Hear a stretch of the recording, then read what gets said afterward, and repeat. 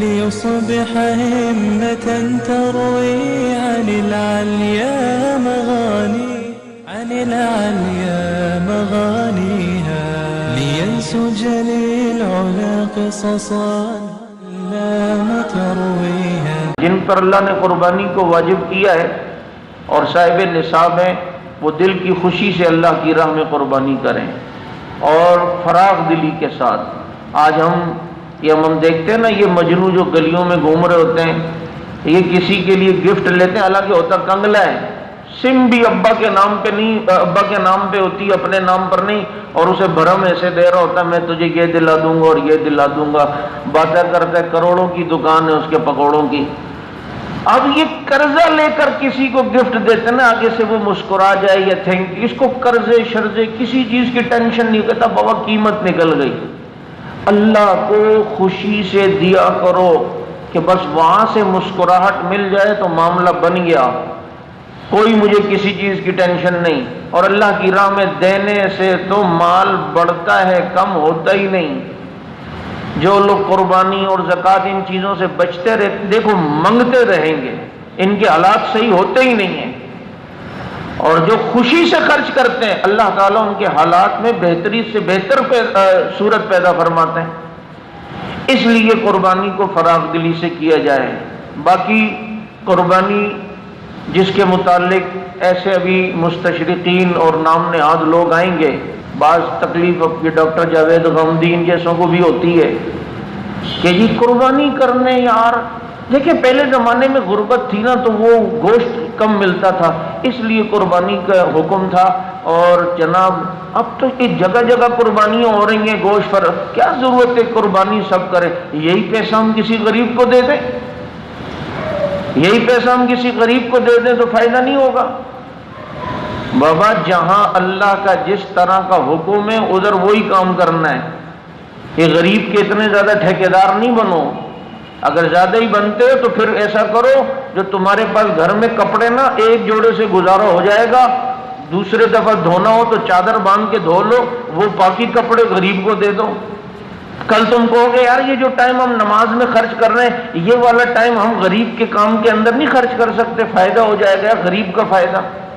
اللہ کے نبی نے فرمایا اللہ کو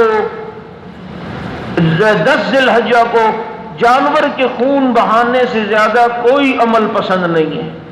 اور فرمایا فاطمہ اپنی بیٹی سے فرمایا رضی اللہ تعالیٰ عنہ، جب قربانی کا جانور ذبح ہو تمہارا قریب کھڑی ہو تاکہ یہ جانور کے خون کا قطرہ گرنے سے پہلے اللہ قربانی والے کی بخشش کرتے ہیں.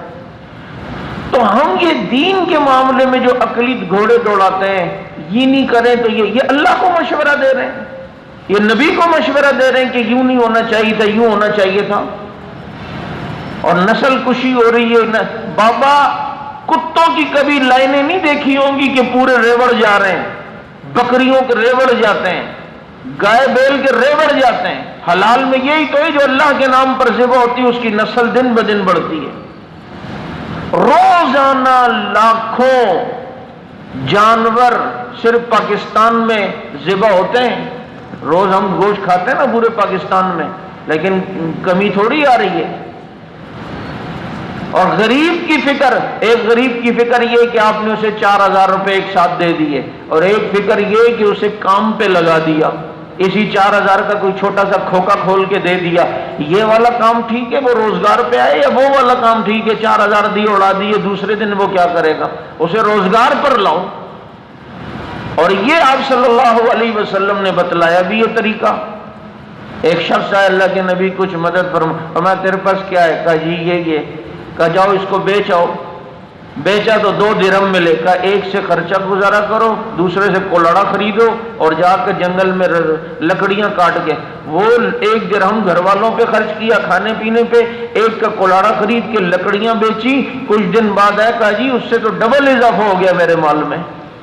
کسی کو کام پہ لگا دینا یہ زیادہ بہتر ہے. تو دیکھیں قربانی کے دنوں میں روزگار بڑھتا ہے، مزدور کو مزدوری ملتی ہے، غریب کو روزگار میسر ہوتا ہے. اگر آپ اس دائرے کو دیکھو نا کتنا بڑا ہے. ابھی جو قربانی کا سلسلہ شروع ہوگا یہ سب غریب کا ہی تو فائدہ ہے. یہ جتنی گاڑی ٹرک والے اور سزوکیوں والوں کی جو ریل پیل ہو گئی اور وہ جانور کوئی سندھ سے آ رہا ہے, کوئی پنجاب سے, کوئی منڈی سے آپ کے گھر تک, تو یہ سزوکی والے غریب کے وارے نیارے ہو گئے یا نہیں ہو گئے؟ یہ ٹرکوں والوں کے وارے نیارے, روزگار بڑھ رہا ہے بابا.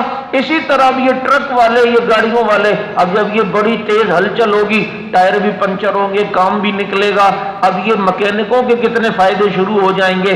پھر جناب پیٹرول بھی تو ڈلے گا, پھر یہ پیٹرول کی زراعت میں کتنا اضافہ ہوگا, پھر پیٹرول پمپ کے اوپر جو غریب کام کر رہا ہے اس کے اندر, روزگار کے اندر اس میں کتنا اضافہ. یہ ایک سلسلے کو دیکھو تو کتنا ہے. اور اس کے بعد پھر جو چاقو چھری تیز کرنے والے, اس پٹھان کے بھی مزے آئیں گے بیچارہ, اس کا بھی روزگار, یہ سائیکل جو گھمائے گا ٹائر اور چھری تیز کر کے دے رہا ہے, یہ غریب کو روزگار بنا یا نہیں بنا.